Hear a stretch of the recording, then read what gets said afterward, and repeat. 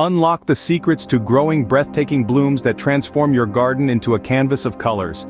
Imagine a world where the petals of roses, tulips, dahlias, and sunflowers unfold in a symphony of hues, right in your backyard or even on your urban balcony. Every corner of our world, from sprawling gardens to compact spaces, holds the potential for these beautiful blossoms. The allure of cultivating such beauty can be irresistible. So, come along as today, we will unveil the art of flower gardening. The first step towards a vibrant garden is choosing the right flowers. It's not simply about which blossoms catch your eye. You need to consider your local climate and the type of soil in your garden. Some flowers, like roses, thrive in sunny, dry climates, while others, like hydrangeas, prefer cooler, moist environments. Imagine your garden as a stage where different performers take turns to shine. Annuals like marigolds and petunias put on a show in the summer, while perennials like tulips and daffodils make their grand entrance in the spring. And then there's the soil. Some flowers like azaleas crave acidic soils, while others like sunflowers prefer their soil to be more alkaline. Consider also the texture and colors of the flowers. Do you want a sea of calming blues and purples or an explosion of vibrant reds and yellows? Remember, the right flower can make all the difference. It's the first step in transforming your garden into a canvas of colors. Next, equip yourself with the essential tools for flower gardening. You wouldn't set off on an expedition without the right gear, would you? Gardening is no different. Just as a painter needs their brushes, a gardener needs their tools. First up, we have the humble trowel. This small handheld spade is your go-to tool for breaking up earth, digging small holes and planting bulbs or seedlings. It's like the trusty sidekick that's always at your side, ready to leap into action. Next we have pruning shears, the gardener's equivalent of a pair of scissors. Pruning shears are perfect for cutting back overgrown plants, deadheading flowers, or snipping off that rogue branch. They're all about precision and control, helping you shape your garden to perfection. Of course, we can't forget the watering can. While it might seem pretty straightforward, a good watering can is essential for delivering just the right amount of water to your plants. Too little and they'll wilt, too much and they'll drown. It's all about balance. And lastly, we have the rake.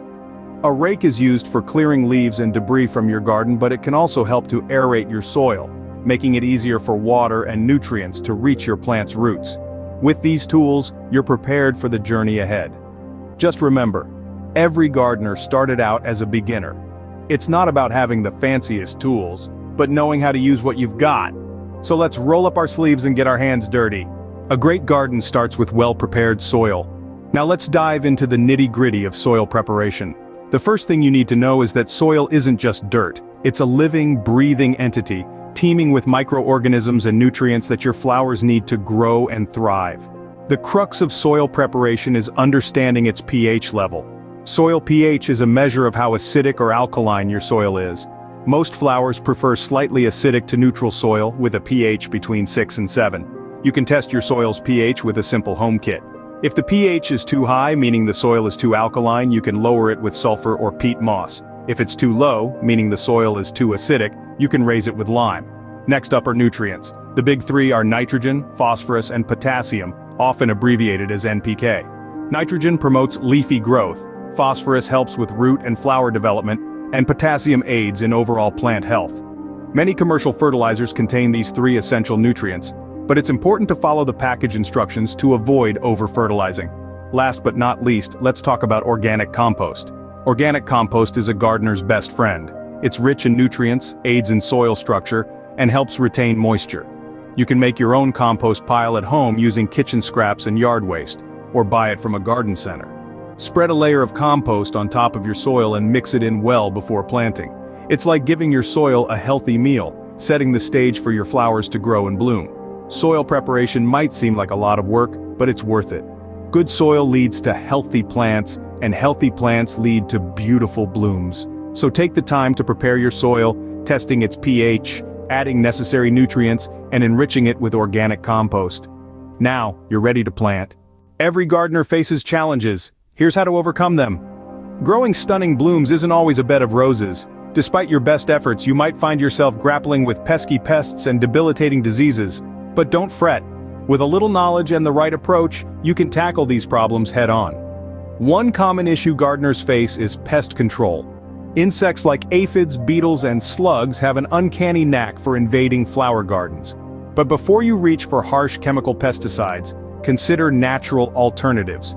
Introducing beneficial insects like ladybugs and predatory mites can keep the pest population in check.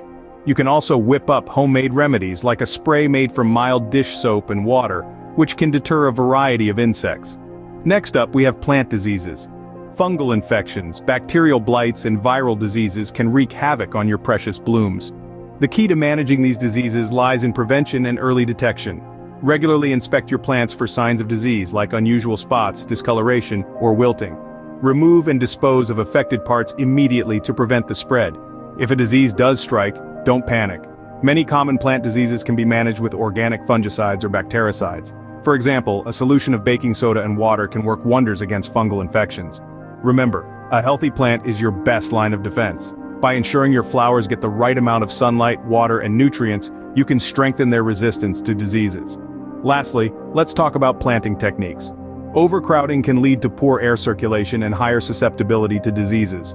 So, when planting your flowers, make sure to leave enough space between them for growth and airflow. And don't forget to rotate your crops. This simple practice can prevent the buildup of disease-causing organisms in the soil. Armed with these solutions, you can tackle any challenge.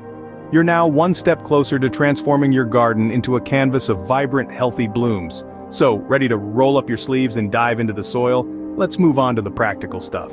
Let's dive into the heart of flower gardening. Planting a new flower bed. It's a process that's as exciting as it is rewarding, transforming a patch of earth into a vibrant carpet of colors. First, select a location that suits your chosen flower's sunlight and soil needs. Most flowers crave sunshine, but some do prefer a bit of shade. Additionally, always remember to check the soil type. Next, prepare the soil by removing any weeds and turning it over with a garden fork. This aerates the soil, making it easier for the roots to establish. To give your flowers a nutrient boost, mix in some organic compost or well-rotted manure. Now we're ready to plant. Dig a hole that's deep and wide enough for your plant's root ball. Gently place the plant into the hole, making sure the top of the root ball is level with the soil surface. Backfill the hole, firming the soil gently around the roots. Space your plants according to their mature size. This allows each flower enough room to grow and flourish without competing for resources. After planting, water thoroughly. This settles the soil around the roots and helps to get your plants off to a good start. And there you have it. A newly planted flower bed brimming with potential. Remember, patience is key. With time, care, and a bit of sunshine, your flower bed will come alive with blooms, adding a splash of color and life to your garden. You're one step closer to your dream garden. Now that you've mastered the basics, let's get creative. Picture this: a vibrant border of marigolds and cosmos lining the edge of your garden, adding a pop of color and charm. Or perhaps a wildflower patch, a delightful medley of blooms that serves as a haven for butterflies and bees. Creating these dreamy landscapes isn't as daunting as it might seem. Start small with a compact flower bed or a few containers if you're working with limited space. Incorporate a variety of flowers for a spectrum of colors and textures. For a border, consider layering with taller plants at the back, gradually transitioning to shorter ones towards the front. For the wildflower patch, simply scatter a mix of seeds in a designated area and let nature take its course. Remember, the beauty of DIY projects lies in their uniqueness. There's no right or wrong. So, unleash your creativity and add a personal touch to your garden. Now, it's your turn to create a masterpiece. Imagine the scent of roses, the sight of vibrant tulips, the feel of rich soil between your fingers. The magic of a blooming garden awaits, and it's within your reach. Start your flower garden project today. Remember, every garden tells a story, and we're excited to be a part of yours. Subscribe for more gardening guides and let's turn the world into a canvas of colors, one bloom at a time. Share your flower gardening journey with us.